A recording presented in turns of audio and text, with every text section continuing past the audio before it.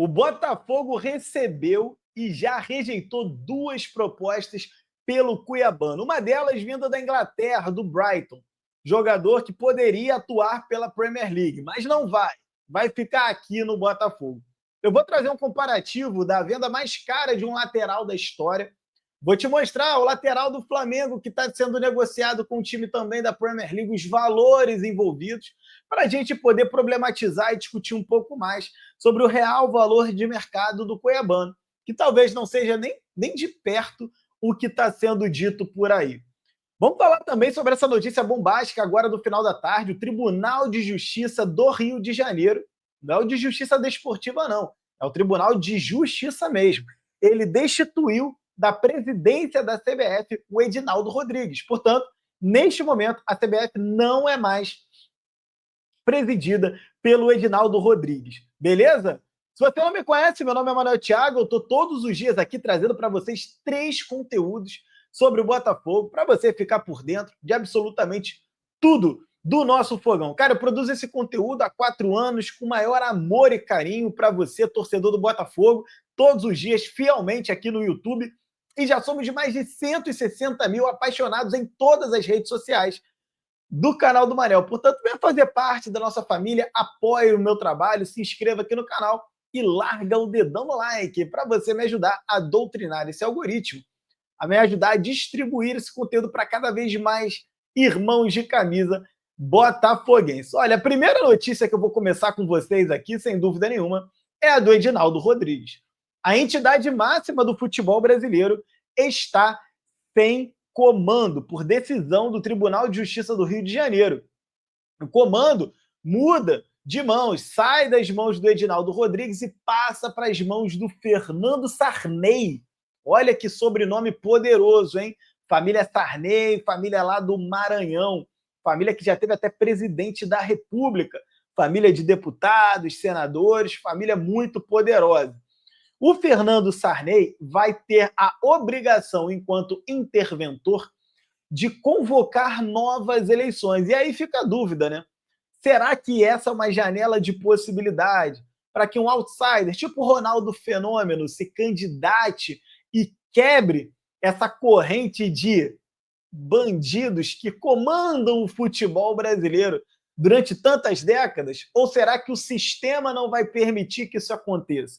Eu quero te lembrar que quando o Ronaldo se candidatou recentemente à presidência da CBF, não teve sequer uma federação que o apoiou. Inclusive, o Edinaldo foi reeleito, ou melhor, não foi, né? Uma vez que agora a sua candidatura foi cassada e ele não é mais presidente da CBF, por irregularidade de quem votou e coisas do tipo. Mas o Ronaldo não teve nenhum voto. E o Edinaldo foi eleito por aclamação. Todo mundo votou nele. Uma coisa absurda, dado a tragédia que é a administração da CBF. É inacreditável que um cara dessa péssima qualidade, desse baixíssimo nível que é o Edinaldo Rodrigues, conseguiu uma aclamação para ser nomeado presidente da CBF. A reeleição do presidente da CBF tinha acontecido lá no dia 24 de março. E o seu mandato ia até 2026, mas agora o negócio já mudou. Bom, esse assunto pode ser revisto lá no STF e a gente sabe que no STF o Edinaldo tem costas quentes com ninguém mais, ninguém menos do que o Gilmar Mendes. Então pode ser que a gente encontre ainda algumas dificuldades, algumas reviravoltas. Mas ao que parece, Edinaldo não tem mais contexto nem político para voltar à CBF. Sobre o Cuiabano, que eu sei que você quer saber do Cuiabano, é o seguinte. Eu fiz um comparativo lá no Twitter, inclusive, que é o seguinte, cara, o Cuiabano, ele recebeu uma proposta de 5 milhões de euros, mais 3 milhões em bônus. Daria algo em torno de 8 milhões ao total se ele ativar todas as premissas do contrato, né? Todas as condições.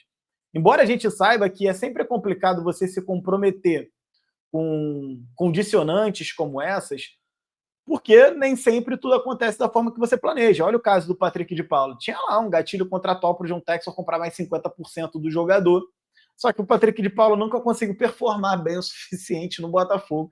E essa cláusula nunca foi ativada, logo o Palmeiras nunca vai receber aquele valor. Percebe? Então o Cuiabano pode estrear para um outro clube, pode se lesionar, pode acontecer alguma coisa, e a partir de ter um problema com o treinador, sei lá, qualquer coisa pode acontecer. E o Botafogo acabar nem recebendo esse valor. Então já é um modelo de proposta que não é muito interessante para quem está vendendo. A verdade é essa, é interessante para quem está comprando. Por outro lado, eu fui dar uma olhada nesse assunto, até conversei com pessoas de dentro do Botafogo hoje, e assim, que me deixaram muito claro que esse valor pelo Cuiabano não tem a menor possibilidade de ser aceito, nem no médio, nem no longo prazo.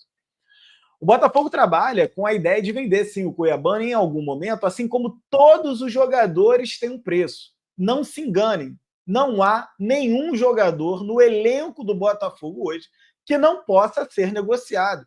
Luiz Henrique foi negociado, Almada foi negociado, Júnior Santos foi negociado. Todos os jogadores do Botafogo podem ser negociados. Talvez você, como torcedor, fique chateado, né? Pô, mas não acho que tem que vender. Eu acho que o cara tem que ficar. Ok, mas a gente tem que lembrar que o Botafogo é uma empresa e, como toda empresa, ela precisa fazer a máquina girar. Ela precisa ter fluxo de caixa, ela precisa aumentar as suas receitas, ela precisa gerar lucro. Existe um business no entorno do Botafogo hoje que não permite o Botafogo falar, vou ficar com o Cuiabano 10 anos. Por quê? Porque daqui a 10 anos o valor de mercado dele vai estar mais baixo do que o valor de hoje, e o Botafogo não vai ter recuperado o investimento que ele fez lá na compra do Cuiabano. Muito embora, se você for parar para pensar, na medida que o Cuiabano foi comprado por 8 milhões e ele foi um jogador fundamental de 2 títulos, né, brasileiro e de Libertadores, na minha humilde opinião, um jogador como o Cuiabano já se pagou, né, até pelas premiações e tudo mais. Só que a gente sabe que a conta não funciona muito bem dessa forma, né? Porque não foi só o Cuiabano que foi contratado, e essa premiação já foi para a França há muito tempo. Então, assim, o lance não é lutar contra a venda de um jogador. O lance é lutar para que a gente tenha um scout eficiente, para que a cada cuiabano vendido, o Botafogo possa contratar 2, 3 outros cuiabanos para posições que estão saindo e que hoje também estão carentes. O Botafogo precisa de ponta direita. Né? Claro, agora que o Arthur está na crista da onda, está surfando, né, essa boa fase, está todo mundo muito mais tranquilo. De fato, o Arthur é um cara que pode passar a ter uma grande fase e funcionar bem ali. E talvez essa sensação de que a ponta direita é um deserto, ou pelo menos era até algumas rodadas atrás, talvez essa sensação ela vá aliviar. Por outro lado, o Arthur não tem banco. Quem é o banco do Arthur na ponta direita hoje do Botafogo? Não tem. Vai puxar o Yarlen?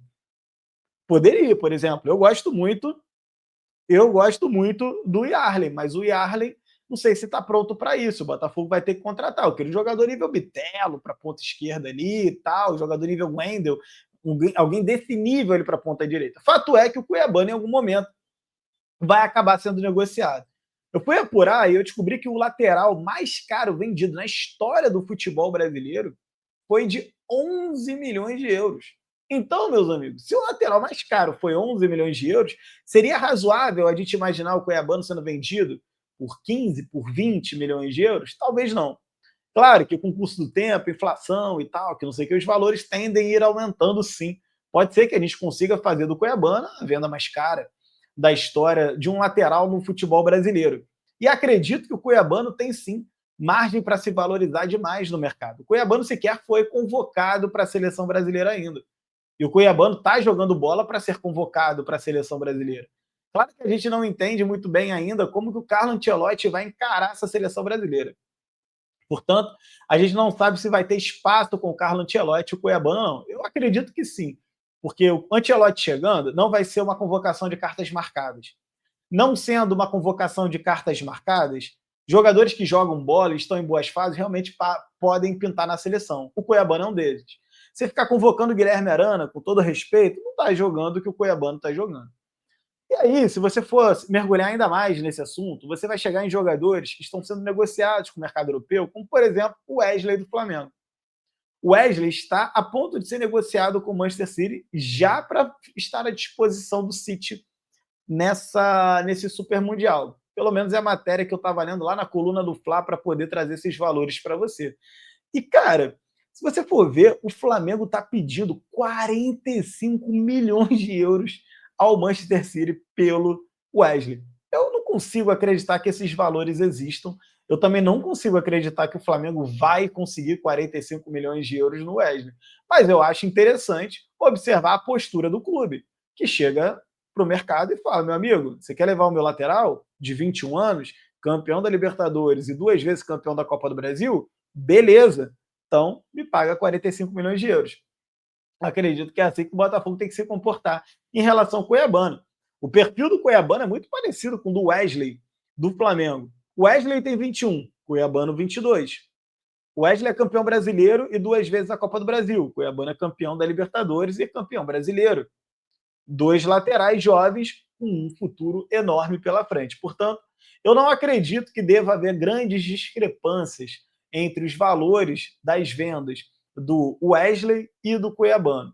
Sem sombra de dúvidas. Sem sombra de dúvidas. Uma convocação para a seleção valorizou muito o Wesley, sem dúvida, e valorizaria muito o Cuiabano quando ela vier a acontecer. Uma ida para a Europa vai valorizar ainda mais o Cuiabano. Então, se, por exemplo, não se concretizar uma proposta de 10 milhões de euros, 15 milhões de euros pelo Cuiabano aqui, o John Textor ainda tem a possibilidade de levá-lo para a França, seja por empréstimo, seja por compra.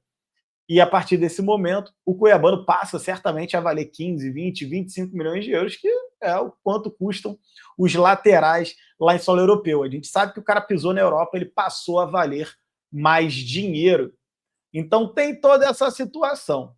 Outra situação bastante interessante para o torcedor do Botafogo é que o Wendel já viajou para o Brasil, já está aqui, porém não é em definitivo ainda. O Wendel ele ainda vai voltar para a Rússia para resolver ali problemas pessoais e tal, e ele está se recuperando de uma lesão muscular grau 1 na coxa, sofrida há cerca de 10 dias atrás. Beleza? Então ele não fica ainda de vez no Brasil. Segundo até o presidente do Zenit, o Alexander Medvedev, o volante retorna a São Petersburgo. O dirigente, no entanto, havia dito que por conta da lesão ele não poderia mais atuar nas rodadas finais do campeonato russo. E o Zenit acabou eliminado pelo CSKA na final lá da Copa da Rússia nos pênaltis, né? Ele até postou, o Wendel, uma foto com a camisa do Botafogo, essa mesma camisa branca que eu estou usando, só que com patch de campeão brasileiro. Muito legal aí. Campeão brasileiro nada, campeão da Libertadores, o patch dele. O que incendiou a torcida nas redes sociais, com certeza, né? Mostra que o Wendel está querendo demais desembarcar logo ali no Galeão para poder jogar pelo Botafogo. Uma outra coisa que ficou muito legal aí, que eu vi nas repercussões e tudo quanto é que é lugar, principalmente na mídia tradicional, o discurso que agora se faz de que o Arthur supera as dificuldades de adaptação. E até o Arthur falou, né, que o Botafogo apostou em mim e não foi por acaso, quero agradecer e muito mais. Então o Arthur começa a entrar naquela fase da sua carreira dentro do Botafogo, onde ele começa a se ver já como um jogador que cumpriu o seu processo de readaptação ao futebol brasileiro. A gente sabe que essa famosa readaptação tem muito a ver com o resultado. Tá fazendo gol, tá dando assistência, tá jogando bem, tá com carinho do torcedor, tá subindo na moral da torcida.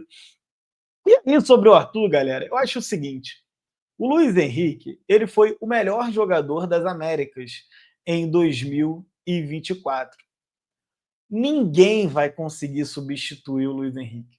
E eu acho que se você, do outro lado, quiser projetar essa ânsia, essa vontade de ver um jogador substituir o Luiz Henrique, cara, você vai ter um 2024 muito triste, porque na prática você não vai ver esse jogador chegando no Botafogo. Porque um cara que tem a capacidade de substituir o Luiz Henrique, hoje ele está na Premier League, hoje ele está na La Liga. O Luiz Henrique foi um ponto fora da curva. Foi um tiro que o John Textor deu de sniper e acertou no mercado. Não vai acontecer toda hora.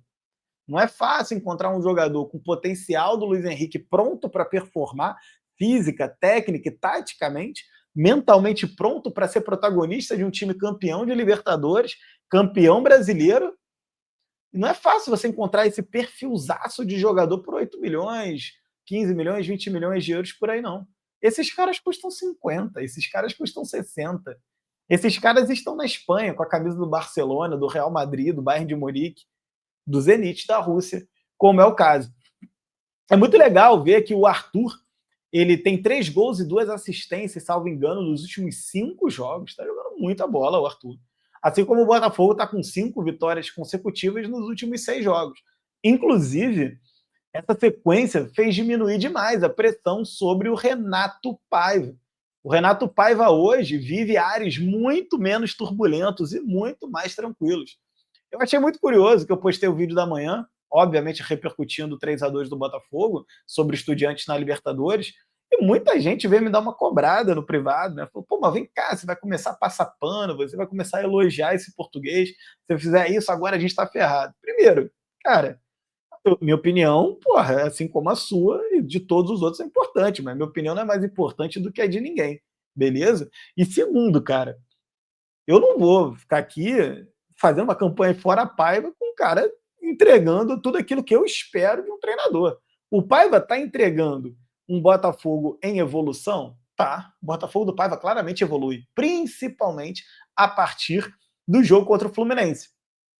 Do Fluminense para cá, houve oscilações? Sim, nós tivemos oscilações, perdemos do Bahia, fizemos segundo tempo de alguns jogos bem ruins, mas, no todo, o jogo contra o Carabobo foi um crime, né, cara? Quase que a gente perdeu aquele jogo, empatou, quase perdeu mesmo, né, naquele contra-ataque, antes do nosso gol nos acréscimos, o Carabobo quase empata no ataque de 4-2. Então, assim, tem oscilações, mas dentro das oscilações você percebe uma crescente do time do Paiva. E você percebe uma crescente dos jogadores. Cara, o que o Jair jogou contra o Estudiantes é sacanagem. O Jair chegou para ser reserva do Bastos. O Bastos se machuca logo na largada, o Jair já chega dando a titularidade. Um time campeão brasileiro da Libertadores no colo de um moleque de 19 anos que está representando. Ah, mas o Jair erra umas bolas. Meu irmão, o moleque tem 19 anos, tem que ter paciência. Óbvio que ele vai errar algumas bolas. Mas no todo, o Jair acerta muito mais do que erra. E o Jair é um grandíssimo jogador. A gente não pode deixar de falar também do Davi Ricardo. O Davi Ricardo está representando na zaga do Botafogo. Claramente, o que o Botafogo errou com o Lucas Alter, o Botafogo não errou com o Davi Ricardo. Bom zagueiro. Temos elenco. Temos, cara, imagina voltando Bastos e Barbosa à disposição. E aí você tem Jair e Davi Ricardo. Sensacional. Então, assim, cara, o Botafogo aos poucos faz com que o trabalho do Paiva, aos poucos, começa a surtir efeito e alguns jogadores começam a se destacar. Eu não posso deixar de reconhecer que a gente só está vivo na Libertadores graças a um gol do Juan Cruz. É uma maldade, é uma desonestidade intelectual. Pô, ficar aqui batendo tipo, que o Arthur é lindo, maravilhoso, o Paiva é o cara, e ninguém vai falar do gol do Juan Cruz? Por quê? Por que não vai falar? Como não falar do Igor Jesus, que fez um gol ontem, fez gol contra o Internacional, e aos poucos o Igor Jesus começa a ser aquele atacante que a gente espera, que é o atacante camisa 9 que todo gol está fazendo. Hoje, um camisa 9 para jogar no Botafogo, a minha expectativa é que o cara tenha uma média de 1 gol por jogo. Tem que ser esse cara. No Campeonato Brasileiro da Série A, por exemplo, o Igor Jesus já tem 3 gols e 1 assistência em 8 jogos. Já está numa média 0,50. São 4 participações em gols para 8 jogos. Falar um gol por jogo é um exagero muito grande, mas pelo menos ter uma média superior a 0,60, ter uma média superior a 0,70, ou seja, a cada vez que ele entra em campo, 70% das vezes ele faz um gol ou ele participa de uma assistência, é fundamental. Na Libertadores, por exemplo, ele já tem um gol em 4 jogos, vai melhorando, marcou aí na última rodada. Na Copa do Brasil, por exemplo, um gol, um jogo. Então, cara, o Igor Jesus é um jogador que vai se soltando. Aí você tem opções de elenco hoje, né? Nathan Fernandes voltando, Jefinho voltando, você tem Igor Jesus subindo de produção, Juan Cruz marcando gol, subindo de produção, e o Arthur, cara, em altíssimo nível. Cara, o jogo que o Arthur fez contra o Estudiantes é jogo de jogador grande. Em dia de jogo grande. Não é jogador que joga contra a Capital na Copa do Brasil. Não, é o cara do jogo grande. Ele nunca vai te entregar o que o Luiz Henrique entrega. O que o Luiz Henrique entregava, ele não vai entregar. Mas ele vai te entregar o que um cara como o Arthur pode te entregar. E um cara como o Arthur é capaz de resolver jogo de Libertadores, jogo grande, jogo decisivo, jogo com pressão, jogo com mosaico, jogo que a torcida comparece e que você não pode dar mole. E isso é muito legal. Então, estou feliz pela boa fase do Arthur, estou feliz pelo Renato Paiva estar começando a desenvolver esse trabalho. Certamente não é o técnico da minha preferência de todo mundo. Mas, de novo, eu não vou ficar aqui fazendo campanha fora Paiva. Se o Paiva continuar no caminho que ele está e o Botafogo continuar no caminho que está de cada 6 jogos, 5 vitórias, meu amigo, a gente vai morrer abraçado com o Paiva e colecionar muito título, porque essa é uma excelente fase. Beleza? Se o Paiva voltar a perder, o time se degringolar, passar a não jogar e performar mal, paciência, a gente vai ter que vir aqui comentar sobre isso também. E assim caminha a humanidade. Um grande abraço para vocês que ficam e fui!